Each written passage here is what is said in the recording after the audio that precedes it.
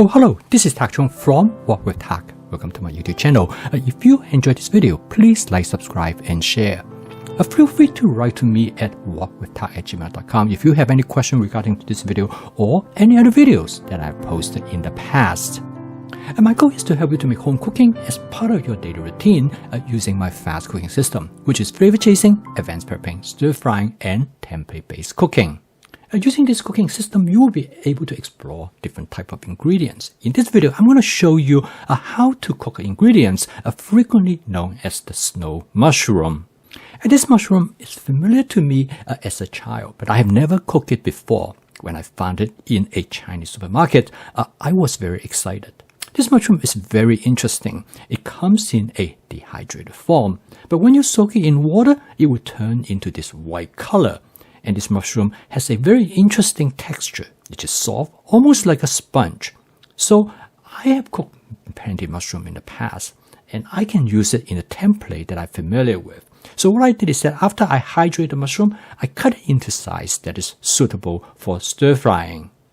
And with template-based cooking, I'm going to cook this mushroom based on the other template that I use for cooking mushroom.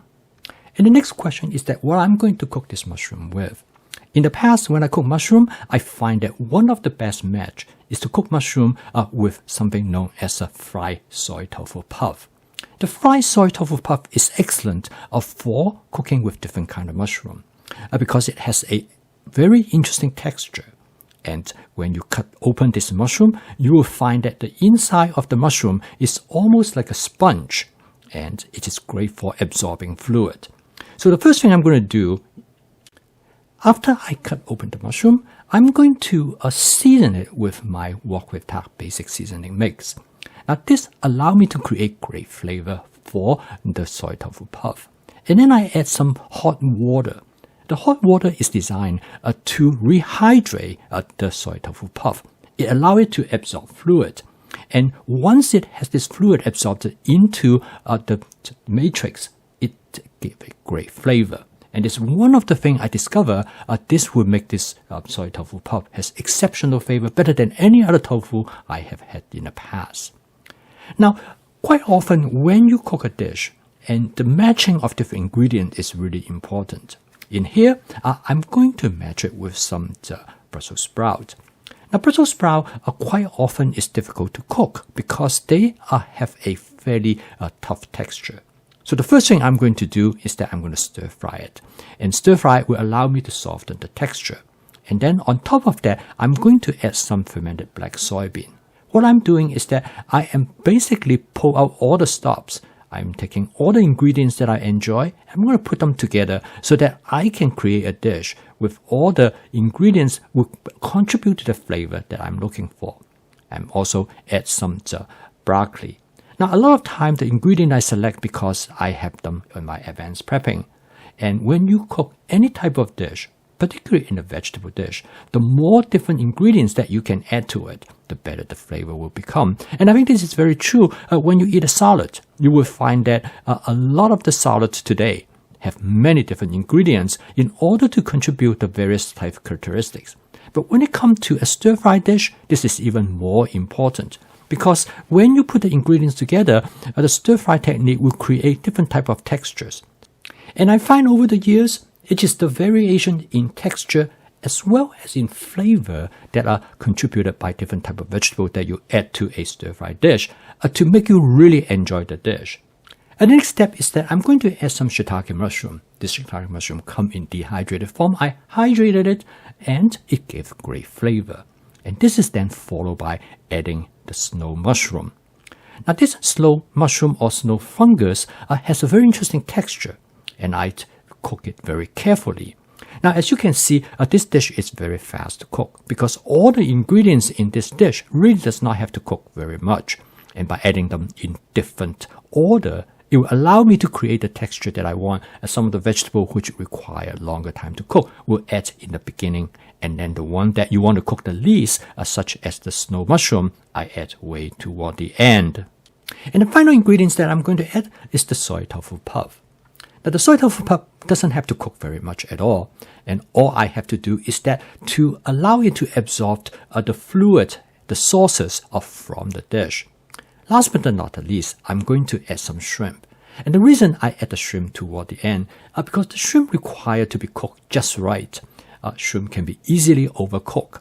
And since all the other ingredients really does not matter in terms of if I cook them a little bit longer. But in terms of the shrimp, I want to make sure that it is cooked just right. And this is the reason I add it way at the end of the cooking process. The shrimp that I use is a large shrimp, and I use them with the shell on. Because with the shell on, you're much safer in terms of not to overcook them, because the shell will protect the shrimp. And this is more likely for you to cook to just the texture that you want. Now, I use the large shrimp, and this is the shrimp that of the highest quality.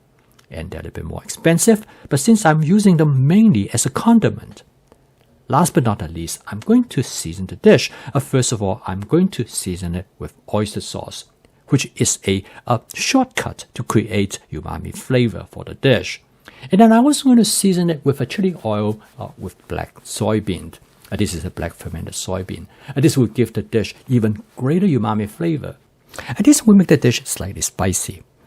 My approach in seasoning, which I often refer to as flavor chasing, is to use as simple approach that you possibly can. Use only a few sauces, but you become familiar with their flavor characteristics. And by using different combinations of these few different sauces, it will give you a wide range of possibilities. Ultimately, you want to make your home cooking as simple as possible.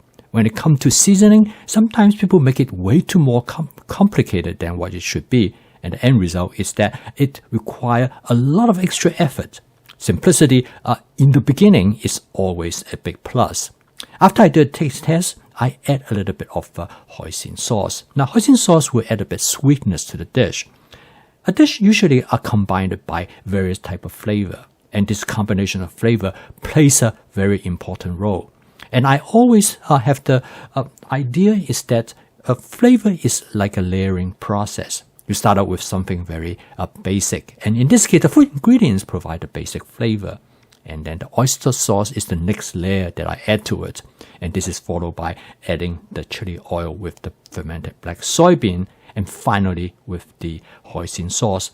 And I find that using these three sauces give me a wide range of possibilities. And the end result is that I can create almost any type of flavor that would be suitable. And in this case, it turned out to be great. Now, the snow mushroom or snow fungus turned out to be really interesting. Its flavor is very mild, but it has a texture. It has almost a jelly-like texture. It's slightly gelatinous, but it gives a great flavor, and it absorbs the flavor of the dish very well. It is a perfect combination, at least in my view, in combining with other food ingredients. Now, ultimately, it is important to keep in mind when you put a dish together, it is not just one or two single flavor. It is a multitude of different flavor that add depth to a dish. Quite often, the reason we enjoy the food that we eat is because of the complexity. And we really like dishes that have many different types of texture as well. Okay, the final step is that I layer the shrimp on top of it. In fact, when the dish is almost done, I remove the shrimp and set it aside because I do not want to overcook the shrimp. A shrimp plays a really critical role. Once you cook it perfectly, it will greatly enhance the dish. You do not want the shrimp to be overcooked. Of course, you do not want it to be undercooked either. And when you use a protein such as shrimp as a condiment, it greatly enhances the vegetables that you have in the dish. And all of this has a mutual benefit to each other. And they complement each other in such a way to make the dish more interesting, more delightful, as well as more flavorful. So when you put a dish together, it is fun to have many different ingredients. And in order to achieve this, the best thing for you to do is to have advanced prepping. If you have many ingredients to choose from, automatically you will create a dish that are more interesting. And when you can using different type of ingredients, pretty soon you will understand how and which way it will work better.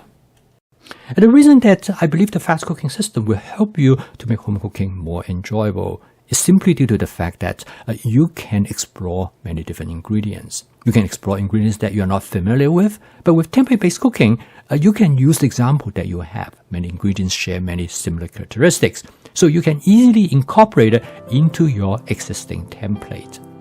I post a video each day to help you to make home cooking as part of your daily routine, so it can be practical, efficient, creative, and fun. If you'd like to learn more about my fast cooking system, please subscribe to this YouTube channel. So keep on cooking, and I will see you tomorrow.